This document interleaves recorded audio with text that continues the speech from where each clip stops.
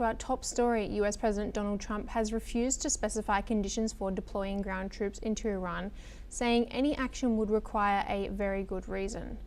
Trump hinted that troops could be used in the future, but emphasized the current air campaign was just decimating Iran.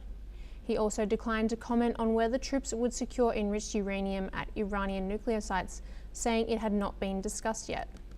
However, sources say that the US and Israel have considered sending special forces to Iran to secure the material at a later stage of the war. Let's listen in. What are the circumstances where you'd send in ground troops? How are you thinking about that? I don't even want to talk about it now. I mean, that's, I don't think it's an appropriate question. You know, I'm not going to answer it. Could there be? Possibly, for very good reason.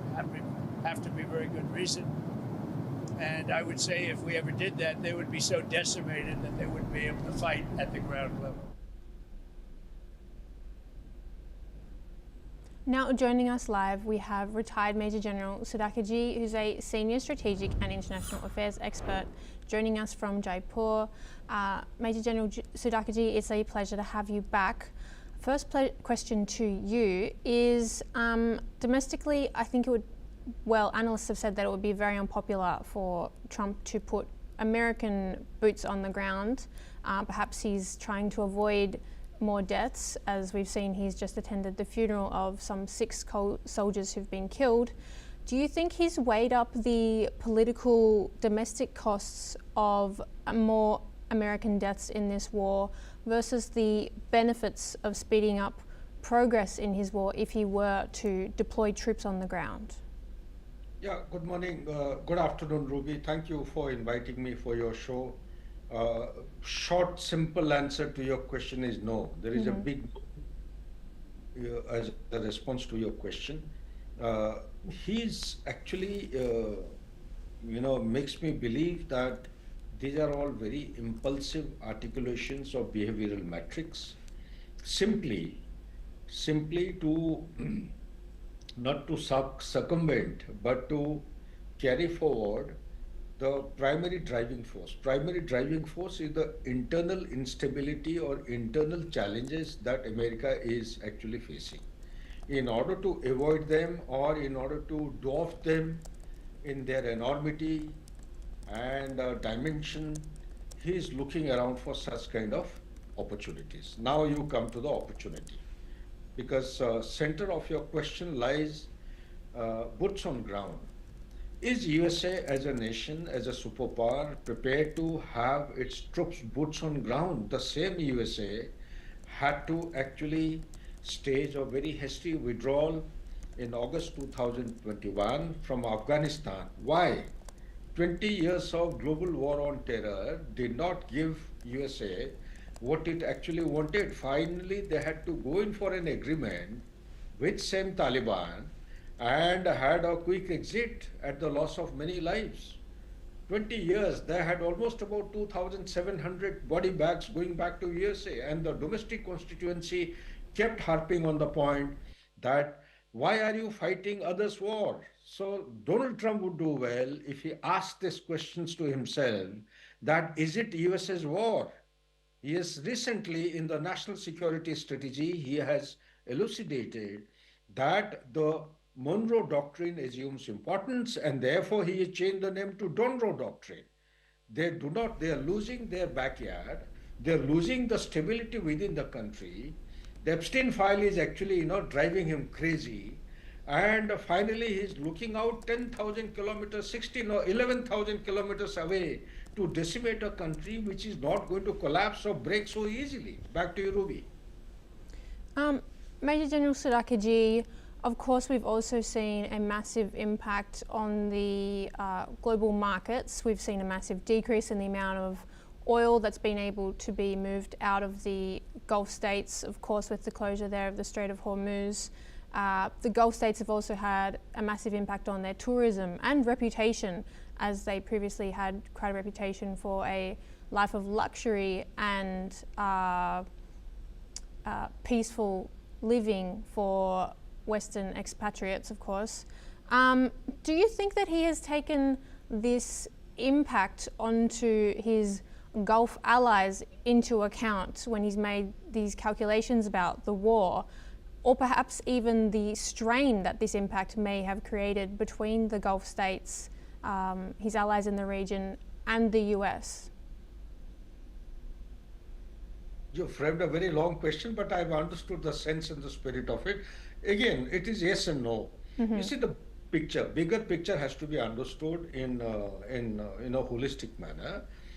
Whether he's thinking the way I am going to express and articulate, I really don't know. The bigger picture, which is emerging or falling in place, is that he's trying to contain China, indirectly or directly. How do you contain China? You contain China by discreetly threatening the serious vulnerabilities, all the fault lines of China. What is the vulnerability of China today?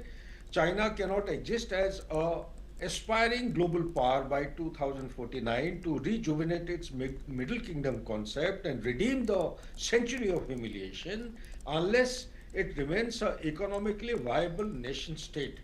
So to retain its status as an economically viable and as a global power, it has to make sure that the energy security is sustained.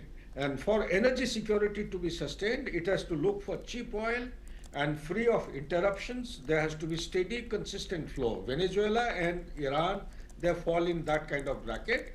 I would say the fly in the ointment, which is missing the woods for the trees amongst the multimedia and international mainstream media platform, is that people have lost track of the core issue. What is the core issue? The core issue is today the supremacy or the dominance of dollar as international reserve currency has fallen. It is stabilizing at around 58%.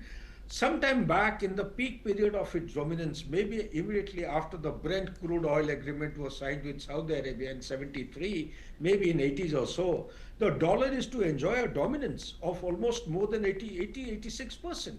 During pandemic, it came down to 54, and the domain experts started saying if it goes down below 50%, well, it will be a kind of an irreversible phenomena.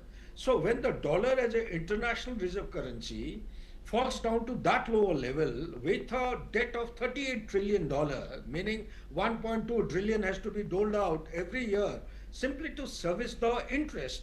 So you can well imagine the status of a superpower. If the dollar is not supreme and dominant, the fear is lurking. It is not lurking any longer. It is happening. How is it happening? 24th June or month of June 2024, Saudi Arabia, which is a signatory to the crude oil agreement of 73, in which countries who wanted to buy oil, they had to buy dollars first and thereafter carry out transactions and buy oil by paying dollar. Saudi Arabia went on to announce publicly all over the world that the oil transactions can be carried out by non-dollar currency. That is the biggest fear which Donald Trump is actually trying to address. And by taking control of Venezuela and Iran and also dominating the Middle East, he will be able to give some safe breathing space for the shale gas, the break-even cost of which is around $70.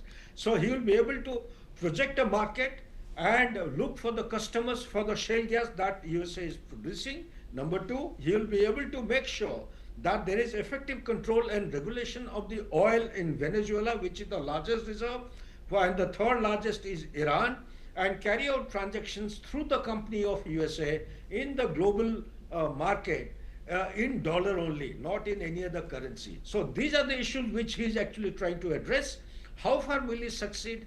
That I really don't know. But the point which you are making, a point regarding tourism, the safety, stability in Middle East, well, the time will tell us how it is going to pan out. But my take is that more he threatens Iran, more he makes Iran formidable, and they will continue. If push comes to shove, my study and analysis suggests that this country would be pushed to create an ecosystem of a proxy war, and they will not surrender. They are simply waiting for boots on ground of USA troops to come into Iran. They will give it back nice and properly. Back to you, Ruby.